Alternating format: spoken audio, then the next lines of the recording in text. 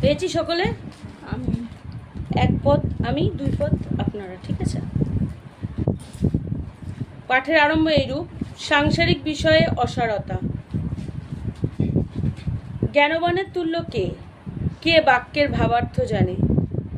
মানুষের প্রজ্ঞা তাহার মুখ উজ্জ্বল করে এবং তাহার মুখের কঠিনতা পরিবর্তন করে, পরিবর্তিত হয়। পরামর্শে এই তুমি রাজার আজ্ঞা পালন করো, ঈশ্বরের সাক্ষাৎ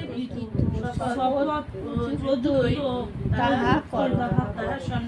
তাহার সম্মুখ হইতে চলিয়া যাইতে ত্বরান্বিত হইও না, মন্দ বিষয়ে লিপ্ত থাকিও না, কেননা তিনি যাহা ইচ্ছা করেন তাহাই করেন। কারণ রাজার পরাক্রম বিশিষ্ট আর